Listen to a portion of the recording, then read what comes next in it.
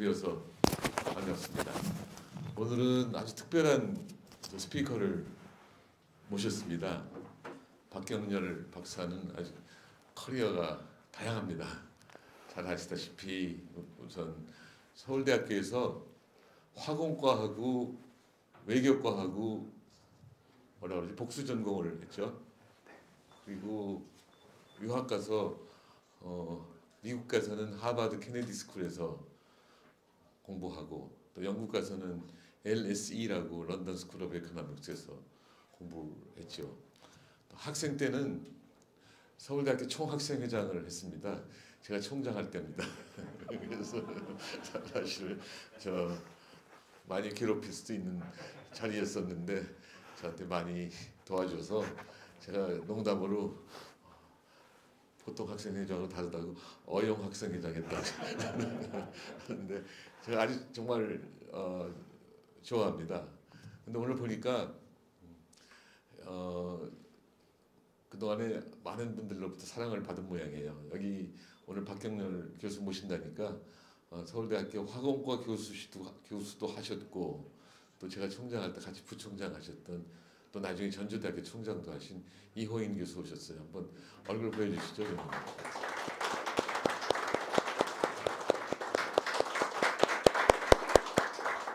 뿐만 아니라 이 카이스트 교수라든지 카이스트 부총장 하시던 유진 박사도 저기 와 계시네요.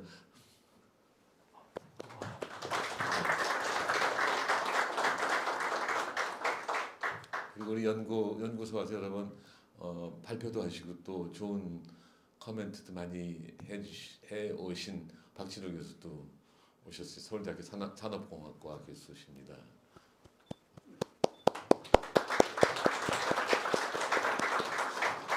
아까 또 독특한 분 계셨는데 금방 저 안 보입니다. 우선 이용일 의원님 오랜만에 오셨는데 한번 얼굴이나 보여주시죠.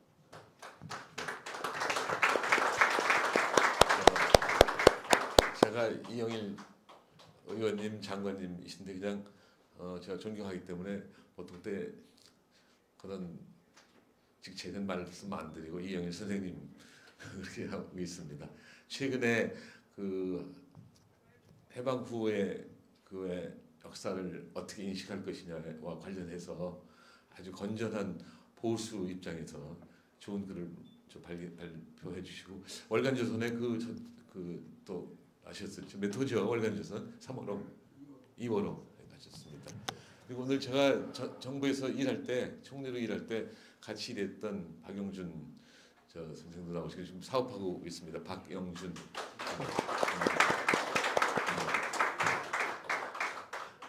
당시에는 이명박 대통령의 사랑을 하도 많이 받아서 왕차관이라고 그랬는데 사귀어보면 왕하고는 아직 거리가 멀어요. 그리고 처음부터 끝까지 우리 연구소 지금 95회인데 아마 개근이 있었을 거예요. 개근 아니면 94번은 나오신 분들이 계신데 한국재능기부협회의 최세규 이사장님하고 또 그 일행 오신 한번 일어나시죠. 두 분 더 저쪽. 뒤에 두 분 한번 일어나 보세요. 저 재능기부협회에 계시는 분들입니다. 참고로 저는 한국재능기부협회 뭐더라? 제가 요새 타이틀이 하도 많아져서 명예이사장 맞죠? 타이틀이 많습니다. 그 외에도 또 더 소개 드릴 분 많이 있습니다만 이따 또 더 하기로 하겠습니다. 그럼 박경렬 교수, 저 오늘 과학자가 들어가니까 겁나갖고 평소에 비해서 손님이 좀 들어온 것 같아요. 그러니까 제가 박경렬 박사 보고 쉽게 중학생 가르치듯이 될 수 있으면 40분, 50분 하고 네, 나중에 질문 받고 네. 5시 반까지 끝내야 된답니다. 오늘부터는 네. 샌드위치 안 드리고 저 식사를 하기로 했어요. 그래서 이쪽 그 호암 쪽에서 될 수 있으면 5시 반부터 식사를 시작하게 해달라고 했으니까 발표도 좀 짧게 하고 네. 나중에 질문 짧게 그렇게 하겠습니다. 네. 네.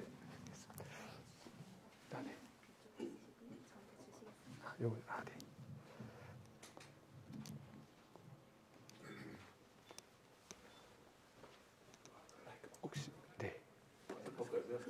네. 여기 지금 화면이 안 나오는.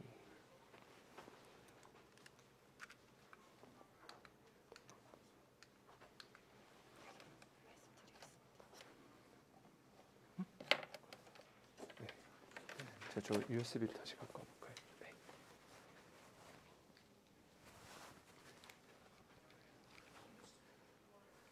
제가 여기 다 됐습니다. 잠깐만요. 그 앞쪽이 제가 한번 다시 한번 해보겠습니다. 네, 제가 해보겠습니다.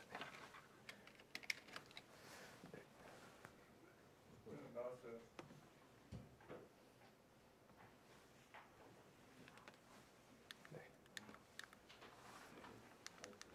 근데 위가 지금 잘리는 것 같은데요.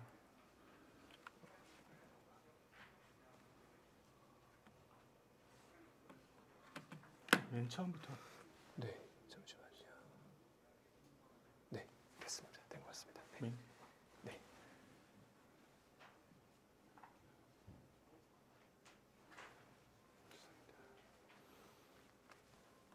네. 네, 안녕하세요. 예, 그 방금 소개받은 카이스트 과학기술정책대학원의 박경렬이라고 합니다. 감사합니다.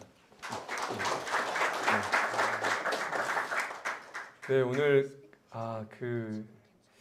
정말 그 앞에 먼저 발표해주신 분들도 너무 기라성 같은 분들 많으시고 또그 참석해주신 분들께서도 정말 경륜과 그 오히려 제가 뭔가를 강의하다기보다는 이렇게 제가 오늘 말씀드리고 많이 배우고 또 코멘트 받는 자리가 될 것 같아서 좀 부담이 좀 있지만 오늘 과학기술과 지속가능 발전 협력의 미래라고 하는 주제로 부족하지만 제 의견을 좀 말씀 올리도록 하겠습니다. 그 앞서 우리 정 선생님께서 그 소개를 너무 과찬을 해주셔갖고 그 2003년 딱 20년 전이었습니다. 제가 2002년 12월부터 1년간 그 46대 중학생회장을 했었는데요. 그때 사실은 좀 어떻게 보면은 공대생이었는데 다양한 그 사회적인 관심을 갖게 된 계기가 된 것 같습니다. 그래서 졸업 이후에 그 진로를 어떻게 보면 좀 지그재그로 왔던 것 같습니다. 근데 항상 선생님께서 지그재그로 가도 앞으로 가면 되니까 열심히 잘 좋은 거 좋아하는 거 하라라고 하는 격려의 말씀을 주셨는데요. 선생님께서도 굉장히 너그럽게 말씀해 주셨지만 저희가 사실 95년 그 전 대통령님들 사면 문제로 그 동맹휴업을 서울대에서 95년에 있었는데 되게 오래간만에 그 이라크 전쟁 파병 문제 때문에 동맹휴업도 하고 또 선생님 그 너그럽게 말씀해 주셨지만 저희가 감사도 청구하고 그래갖고 사실은 이렇게 농담으로 어용이라고 말씀해 주시지만 그 지나고 나서 보니 그렇게 학생 그 분들을 대표하는 입장에서 있다 보니까 굉장히 어떤 면에서는 많이 이렇게 주장도 하고 강하게 하고 그랬는데 그때마다 항상 너그럽게 또 격려해 주시고 그런 그 사랑이 사실은 지난 20년 동안 저를 계속 성장해 온 그런 밑거름이 된 것 같아서 다시 한번 이 자리를 빌어서 정 선생님께 또 감사 말씀드리고 또 이호인 부총장님께서도 항상 격려의 말씀을 해주셨고 따뜻한 마음으로 지켜봐 주셔서 다시 한번 감사의 말씀드립니다. 서두가 조금 길었습니다. 저는 카이스트 과학기술정책대학원에 있습니다. 저는 그 공대 화공과를 나오고 그때 학교에서 복수전공이라고 하는 제도를 처음 만들어 주셨습니다. 그래서 어떻게 하다 보니까 저는 이과가 좋아서 왔는데 화학이랑 수학이 좋아서 왔는데 뭔가 한 50%는 문과생인 것 같다는 생각이 드는 거예요. 근데 이제 그런 것들을 해 나갈 수 있는 학교 안에서의 어떤 그런 것들이 없더라고요. 근데 다행히도 복수전공 제도가 시작이 됐는데 이미 제가 그 전에 외교학과 뭐 행정학과의 수업을 많이 들었습니다. 그래서 전공이 생기고 난 다음에 사실은 공부도 좀 잘 못했고 학점도 안 좋은데 아마 되게 특이해서 아마 외교학과에서 뽑아주신 것 같아요. 그래서 2명 그 비사회대, 비문과 계열로 처음 이제 사회과학대학 복수전공을 한 학생이 됐습니다. 근데 사실은 뭐 실상은 이렇게 뭐 융합하지만 뭐 여전히 좀 정체성의 혼란도 느끼고 있고 둘 다 많이 부족하구나 하는 생각을 갖고 있는데요. 하나 그래도 좀 좋은 점은 저같이 이렇게 정체성의 혼란을 겪고 있는 학생들이 많이 저에게 찾아옵니다. 그래서 카이스트도 이공계 중심 대학이기 때문에 공학 교육은 굉장히 훌륭하고 그렇지만 인문학적인 교육이나 뭐 경영학 어떤 그 적용을 할 수 있는 기술적인 것들 적용할 수 있는 그런 좀 교육은 뭐 외람되지만 조금 아직 부족한 것 같아서 그런 좀 돌파구가 좀 이상한 길을 갔으니까 한번 저한테 많이 오는 것 같은데요. 그럼에도 불구하고 지난 20년 동안 뭐 융합이든 여러 가지 다양한 우리 사회에 어떤 진보가 있음에도 불구하고 교육적인 부분에 있어서 학생들의 어떤 그 다양한 선택지를 줄 수 있는 그런 교육들이 많이 부족하다는 생각이 들어서 20년 전에 저희 고민하고 좀 많이 달라지지 않았구나 하는 생각을 요새 많이 합니다. 그래서 많이 책임감도 갖고 있습니다. 그래서 사실은 그 이전에 오셨던 그 분들에 비해서 사실 저는 뭐 많이 모르시기 때문에 그 간단하게 제 소개를 겸하고 또 특히 이제 글로벌 발전, 그러니까 다 같이 전 세계가 한국 사회를 넘어서 한 국가의 단위를 넘어서 어떻게 하면 동반 성장을 할 수 있을까에 대한 논의, 그리고 많이들 잘 아시겠지만 2015년에 유엔에서 지속가능 발전 목표라고 하는 17개 계획을 세웠습니다. 그것이 동반 성장에서 보면은 어떤 함의가 있는지 말씀을 좀 드리고요. 그리고 지금 현재 2023년 현황, 또 전망, 그리고 특히 과학기술 분야에 있어서 또 디지털 기술 분야에 있어서 어떻게 이런 협력들을 잘 해나갈 수 있을지에 대한 것들을 말씀드리도록 하겠습니다. 그 좀 딱딱한 얘기하면 좀 지루해 줄 수 있을 것 같아서 제가 예전에 경험했던 것들 좀 사진도 좀 넣어보고요. 그렇게 해봤습니다. 저는 먼저 그 연구 분야는 발전, 그리고 기술, 과학기술, 또 거버넌스라고 하는 세 가지 키워드를 갖고 연구를 하고 있습니다. 발전이라고 하는 것은 너무 거창할 수도 있는 질문일 수도 있겠지만 결국 국가의 발전은 무엇인가, 사회의 발전은 무엇인가. 예전에는 경제 성장에만 초점을 맞췄다면 경제 성장은 그 더 큰 미래로 나아가는 여러 가지 사회나 교육이나 보건이나 여러 가지 그런 다른 인간 발전의 하나의 수단으로 생각을 하게 되는 여러 가지 이제 역사적인 전환의 과정들이 있었습니다. 그래서 그런 발전은 우리가 어떻게 정의해야 되는지, 그리고 과학기술이 사실은 경제 성장에 굉장히 큰 역할을 해왔는데요. 그것뿐만 아니라 단순히 산업적인 발전, 경제적 성장뿐만 아니라 정치적인 발전, 또 사회적인 발전, 윤리적인 발전과도 같이 가야 하는데요. 그래서 그런 관점에서 과학기술이 독립적인 것이 아니라 어떤 우리 사회 안에 같이 연동이 돼서 이식되어 가는 그런 사회 기술 시스템으로 우리가 봐야 된다 하는 관점에서 공부를 하고 있고요. 그리고 이제 국가 단위를 넘어서 그러면 다 같이 다른 국가들끼리 또 비국가 행위자, 그러니까 국제기구라든지 다른 뭐 NGO라든지 그런 다양한 행위자들과 어떻게 하면은 이런 글로벌 발전 문제를 같이 할 수 있을까 하는 분야로 이제 주로 연구를 하고 있습니다. 그리고 이제 그거에 대한 어떤 세부적인 주제로 디지털 혁명, 데이터 거버넌스 이런 얘기들이 요새 화두가 되고 있는데요.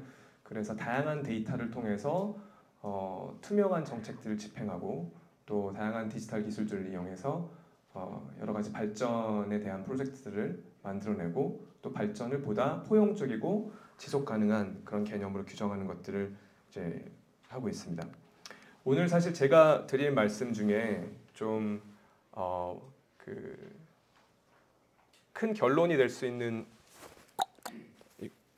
이게 켜지지는 않았군요. 네, 여기 벗어나면 안 될 것 같은. 네, 그 결론을 먼저 미리 말씀드리면 과학기술, 네 제가 그게 드는 게 나을 것 같습니다. 과학기술은 기본적으로 경쟁적인 요소가 있습니다. 그러니까 연구 개발을 우리가 하든지 아니면은 제품을 만들든지 했을 때 투자를 통해서 1등의 자리를 확보하고 또 시장에서 경쟁하는 그런 것들이 있고 또 국가 단위에서 본다면 요새 미중 기술 패권 정쟁을 봤을 때처럼 기술은 표준의 문제이고 정치성의 문제이고 하기 때문에 경쟁적인 요소가 있지만 그럼에도 불구하고 연구개발 협력들은 지금까지 다양한 연구자들이 협력을 통해서 연구가 발전해 왔고 그리고 기후변화나 아니면 빈곤 문제나 뭐 팬데믹이나 이런 글로벌 문제를 해결할 수 있는 가장 중요한 또 도구가 되는 것도 과학기술입니다. 그래서 이걸 과학기술 이중성이라고 하는데요.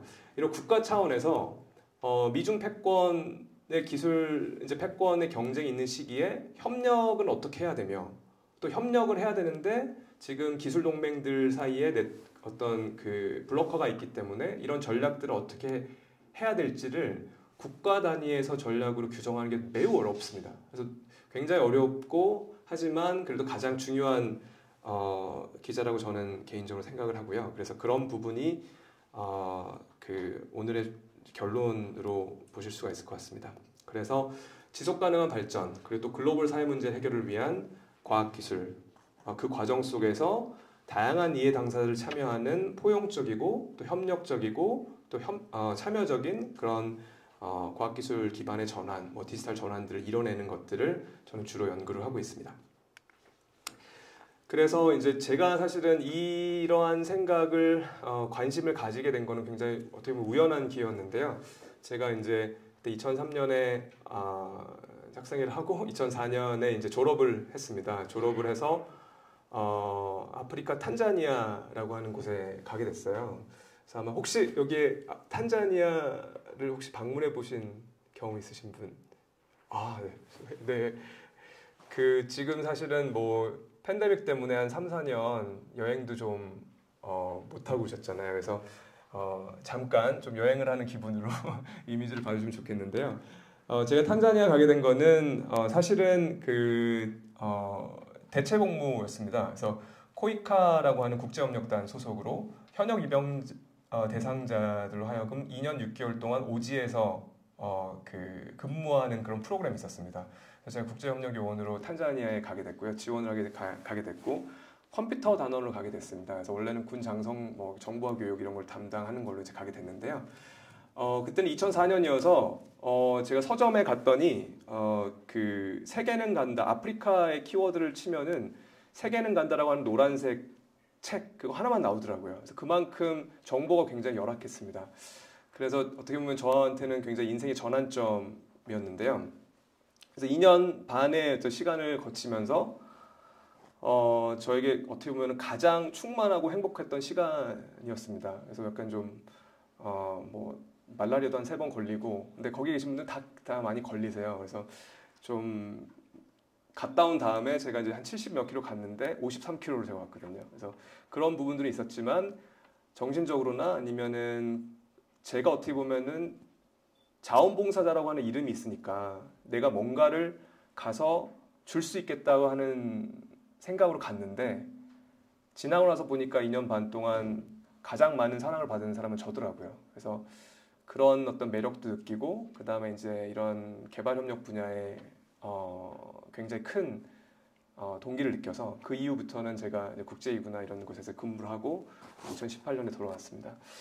그래서 여러분들이 생각하시는 그 아프리카의 이미지 하면은 좀 이런 게 생각이 나실 것 같아요. 선생님들께서도.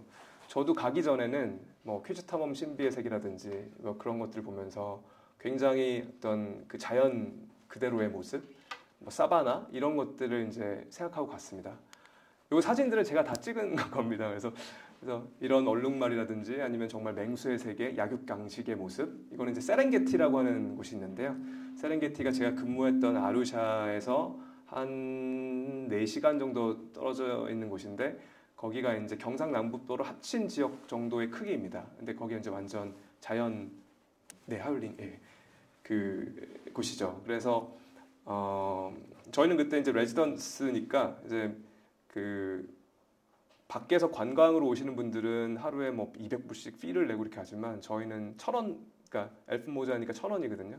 1,000원만 내면 갈 수 있기 때문에 한 2번 정도 갔었는데 두 번째 갔을 때는 내가 뭔가 약간 그 방해하는 느낌이 들더라고요. 아무튼 그래서 그런 그 어떤 굉장히 좀 원초적인 그런 이미지를 갖고 갔는데 이건 이제 마사이 저희 이제 그 아루샤 지역에 있는 트라이브인 마사이고요. 그리고 이제 케빈 카터라고 퓰리처 나중에 이제 퓰리처상을 대상을 받은 분인데 이제 이런 어떻게 보면 전쟁과 근데 이분이 사실은 끝나고 이제 그 뒤에 이제 자살하게 되는데요. 어쨌거나 굉장히 어떤 그런 그 원초적인 그리고 갈등, 전쟁 이런 것들이 이제 이미지가 우리가 갖고 있는 기본적인 아프리카에 대한 선입관입니다. 그렇지만 뭐 선생님께서 보시면 아시겠지만 이게 그 어디일 것 같으세요? 아프리카는 이제 56개 나라인데 그 중에서도 저는 이제 그 뒤에 이제 일을 하면서도 동아프리카만 주로 갔기 때문에 사실은 아프리카도 굉장히 다양한 그런 국가적인 특성들이 있어서 좀 함부로 얘기할 수 있는 그런 부분들은 아니지만 아프리카의 대부분의 나라들의 수도는 이렇게 메트로폴리탄입니다. 그래서 저 위가 이제 탄자니아 수도인 다르살람이고요. 밑에가 요하네스버그고 나이로비입니다. 그래서 사실은 우리가 갖고 있는 선입견과 실제는 굉장히 다르다는 거를 이제 많이 느끼게 됐고요. 거기서 오는 그런 갭들, 그러니까 우리가 영상이나 이미지로 어떻게 보면은 좀 동정심을 많이 자극하고 뭐 그런 것들이 사실은 굉장히 많은 그 뭐 원조나 이런 것들을 모빌라이즈 하는 데는 중요할 수 있어도 그런 부분들이 이제 실제랑은 상당히 먼 것을 보여주는 거고요. 그리고 이제 제가 이제 있었던 그 처음에 갔었던 그 세컨더리 스쿨에서 이제 그 가르쳤을 때 이제 학생들의 모습인데 여기는 사실은 전기가 이제 잘 안 들어오기 때문에 그 과학하고 이제 수학을 가리키면서 이제 보냈고요. 그렇지만 사실은 학생들의 교육열이나 부모님들의 교육열이 어마어마해서 그런 것들이 굉장히 좀 그 인상 깊었던 시기였습니다. 그리고 이제 제가 아루샤 기술대학이라고 하는 곳으로 이제 옮겨서 여기 기숙학교에서 이제 한국으로 치면 이제 기술대학인데요. 여기도 이제 그 기숙사를 대상으로 해서 학생들이 있고 또 그 이제 카이스트에 제가 부임하면서 여기에 이제 ICT 봉사단을 파견하는 그러니까 제가 있었던 곳에 이제 파견을 하게 되었는데 이런 그 다양한 활동들을 하면서 사실은 그 한 국가 안에서의 여러 가지 동방성장에 대한 그런 가치들을 어떻게 글로벌 차원에서 고민할 수 있을까 하는 그런 계기가 됐던 것 같습니다. 네, 요거는 그래서 이제 계속 저랑 이제 같이 지냈던 호스트 이제 마마신데요. 제가 그 다음에는 이제 세계은행에 근무를 하게 되면서 동아프리카의 포스트에 있었습니다. 그래서 그 동아프리카에 한 4년 반 정도 근무를 하게 되었는데요.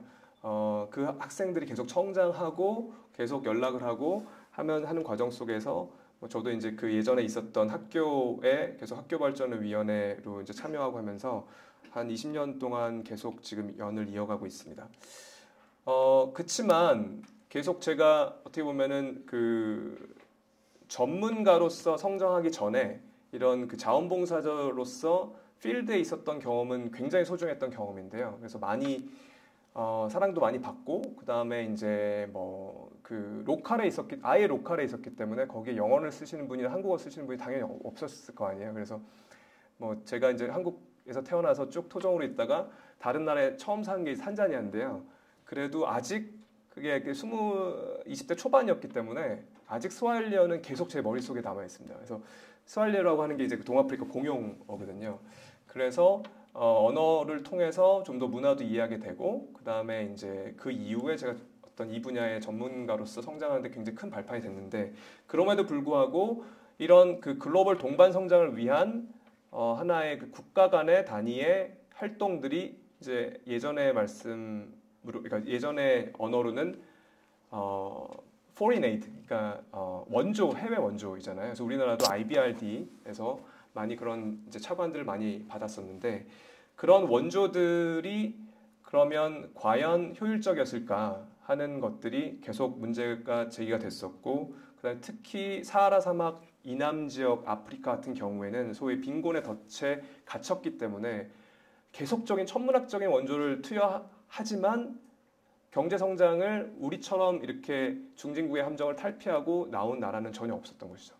그래서 뭐 개인적으로는 그 밖에서 오히려 우리 그 뭐 아버님, 어머님 세대의 그런 찬란했던 산업화의 역사가 정말 소중하고 진짜 기적적인 일이구나 하는 것들을 많이 느꼈고요. 실제 이런 원조들에 대한 원조를 왜 원조가 효율적이지 않을까, 효과적이지 않을까에 대한 다양한 논의 속에서 한국이 가장 중요한 어떤 롤 모델로 많이 얘기가 되고 있습니다. 그래서 이제 그 원조의 효과성에 대한 그런 논의들에서 왜 저개발 국가들은 이렇게 잘 살지 못할까에 대한 것들이 원조가 부족해서 그렇다라고 하는 쪽이 있고요. 제프리 삭스 같은 그런 학자들이 그렇고 그 다음에 원조의 하는 방식들이 굉장히 비판 지점이 많기 때문에 효율적이지 않다라고 보는 윌리엄 이스텔리가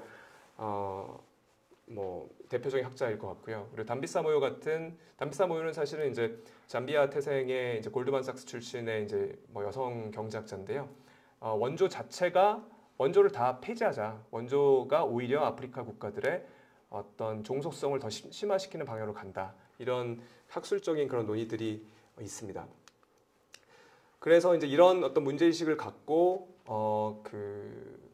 이제 석사 끝나고 이제 우연한 기회에 이제 세계은행에서 근무를 하게 되었는데요. 이제 세계은행은 예전에는 돈을 빌려주고 그리고 이제 론 혹은 이제 그랜트 사이드에 이제 그런 그 원조 활동들을 했었는데 지금은 지식을 나눠주고 또 과학기술을 이제 기술 이전 같은 걸 해주고 보건 사업을 해준다든지 교육 프로그램을 만든다든지 이런 다양한 활동들을 하고 있습니다. 그래서 여기에서 제가 주로 했었던 것은 동아프리카 지역에서 ICT나 디지털 기술들을 이용해서 어떻게 하면은 교육이나 아니면은 커뮤니티의 보건에 대한 그런 지표들을 향상시킬 수 있을지에 대한 것들을 주로 했었었는데요. 그럼에도 불구하고 기술이 아주 혁신적인 기술이 제가 있었던 곳이 동아프리카만이기 때문에 그 맥락적인 차이는 있겠지만 루안다든 유간다든 이제 케냐든 탄자니아든 요 나라들이 이제 동아프리카거든요. 그래서 동아프리카 이제 빅토리아 호수가 이렇게 있는데 그 주변에 있는 나라들이 이제 동아프리카입니다. 상대적으로 혁신에 대한 그런 의지나 그리고 그 인적 자원들도 많음에도 불구하고 다양한 기술들의 프로젝트가 있는데 성공하는 경우가 많이 없더라고요. 그래서 왜 기술적으로 수월한데 왜 현장에서는 작동하지 않을까에 대한 굉장히 문제의식이 있었습니다. 이 사진 같은 경우에는 OLPC라고 One Laptop per Child라고 하는 프로젝트인데요. 굉장히 유명했던 프로젝트입니다. 그러니까 한 아이에게 하나의 랩탑을 주겠다고 하는 운동인 거죠. 그래서 이거를 이제 하나 200불짜리 하나 사게 되면 100불짜리 두 개로 해서 하나를 기부를 하게 되는 이런 형식인데요. 그래서 리눅스 형식으로 해서 이제 그러니까 전기가 잘 안 들어오니까요. 그래서 학생들이 이제 이렇게 돌려가면은 이제 거기서 이제 랩탑을 할 수도 있고 게임할 수도 있고 이제 학습을 할 수 있는 그런 건데 여러 가지 사례가 있지만 거의 대부분이 잘 안 됐습니다. 왜 안 됐을까요? 일단 여러 이제 이유가 있을 텐데 일단 블랙마켓에 파는 경우도 많습니다. 그러니까 이거보다 더 중요한 것들이 있을 수 있고요. 그리고 실제 이런 다른 어떤 교육자의 어떤 선생님들 도움 없이 그냥 컴퓨터만 나눠주고 하는 것들은 교육적 효과가 그렇게 크지가 않습니다. 왜냐하면 이제 탄자니아 같은 경우도 그렇던데요. 이제 우리는 학생들이 대학교에 수업을 잘 안 가잖아요. 농땡이 치고. 근데 탄자니아는 제가 갔을 때도 선생님들이 안 오십니다.